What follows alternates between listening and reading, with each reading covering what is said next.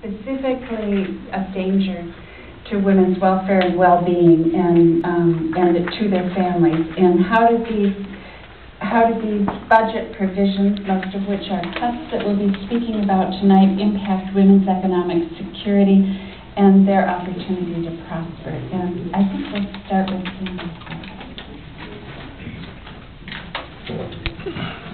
I think I'll just sit and we'll have a discussion that way, but it's wonderful to be here with all of you, and thank you all for coming.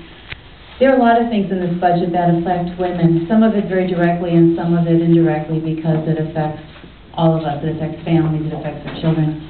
One of the things that I found most disturbing was the cuts to the W-2 program.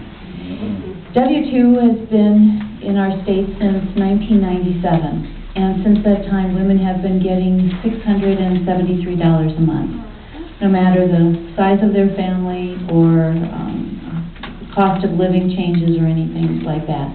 It has been a static level of reimbursement for the work that they do as they try to move themselves out of poverty.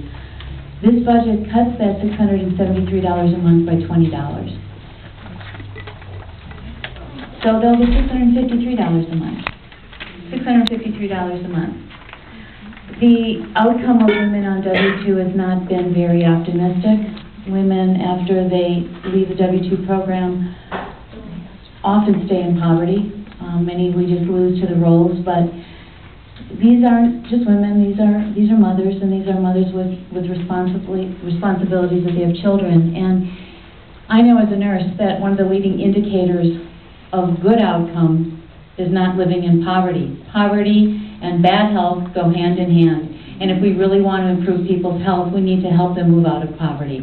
We need to give them a hand up, and this budget really doesn't do it. It makes it much more stringent.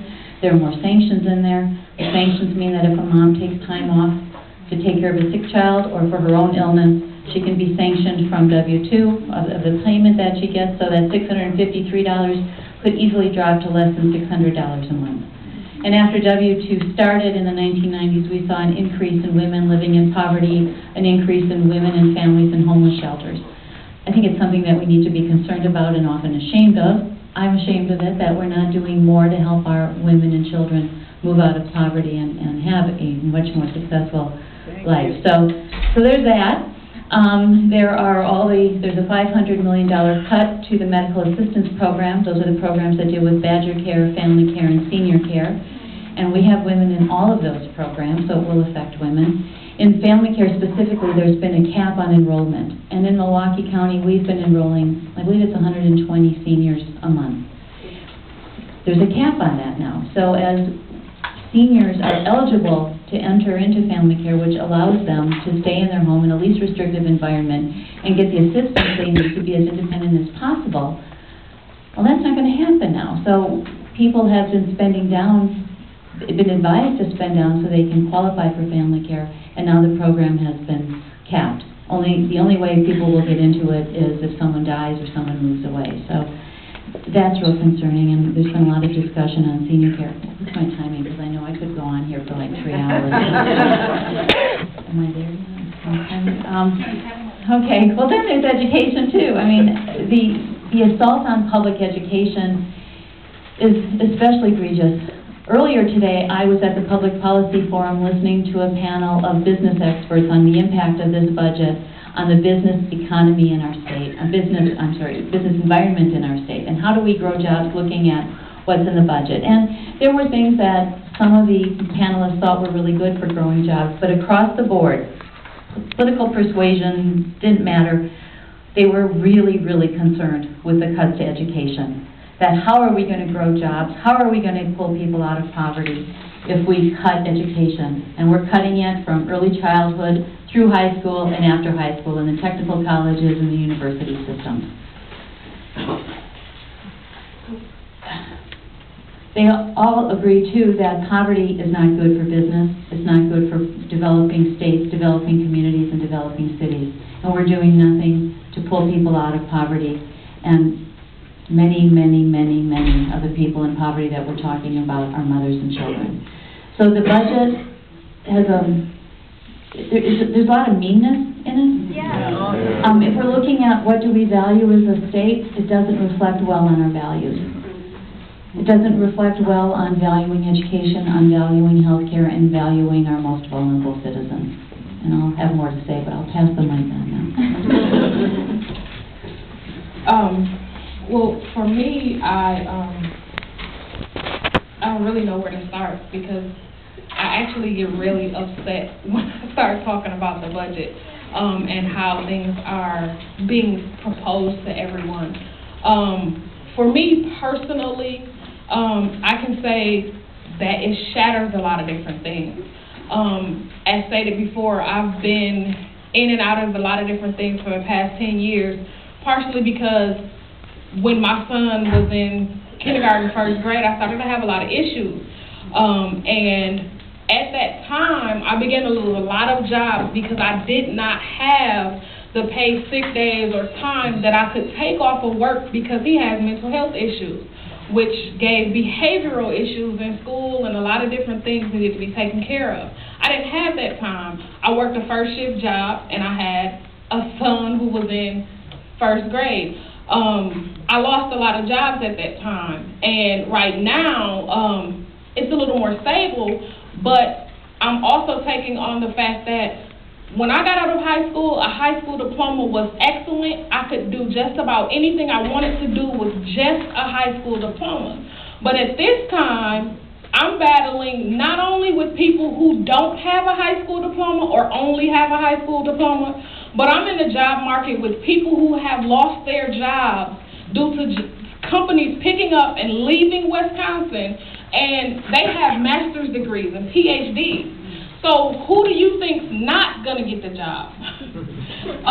So with the way the budget is set up is I am on W-2 and I'm only getting this nice little $653 check that's going to be, cut down to that.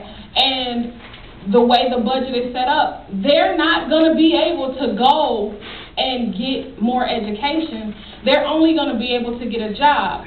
And the thing that bothers me with that is they want them to go to work. It does not say quality work. Right. It just says Wisconsin works, which means that they don't care whether or not you work at McDonald's or you work for JCPenney's or Kohl's Corporation. Get a job and get off of our system, which bothers me because if I'm only getting $653 and I go work for McDonald's, I'm still only making $725. What can I do with that with 3 children, 2 children, 1 child?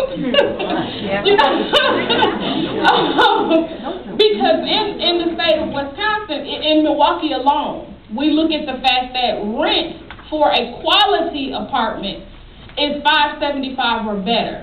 So if I'm only making $725 and I'm paying $575 for rent, and let's not talk about We Energies, we have no tissue, we have nothing because all of my check has gone to those 2 bills alone. We don't even have a phone because I don't have money for the phone. And then that goes into the parents who really have the really low income on these brackets. They don't even have the money to go out and do different things with their children to make sure that their children know and see the different things on different levels that other children get exposed to. And to me, that's a problem. Because when these kids get old enough to go to high school and they get old enough to go to college, they don't have the exposure that other kids have had, and they are not tuning into the educational things that the teachers or professors are talking about. They have no clue because they've never seen it nor heard of it. So if I'm in college and I'm just now hearing about Alaska, or I'm just now hearing about a lot of the different countries and things that go on in these countries, that's a problem. And that is what is bothering me with the school system cuts. Because what do you think is going to get cut from the school system when you start taking away $8 million? We have schools right now in NPS who don't have art teachers, who don't have music classrooms. That's a problem because these kids are not being exposed to what other suburban schools and other schools outside of the Milwaukee public school system are exposed to. And for me, that's a problem. Yeah. And if you're going to take this kind of money from a school system that's already hurting, what are we to look forward to? And I have such a passion for children and education, because when I look at this kind of stuff, I look at the fact that these are the people that we're raising up to take care of us when we get older. When we're in the nursing home, these are the people who are going to take care of us. And if they can't get the quality education and they can't get the benefits that they need, what are we to look forward to? And that, that's my stance on that. And I believe that it's really going to crush that. And it's not something that I want to look forward to.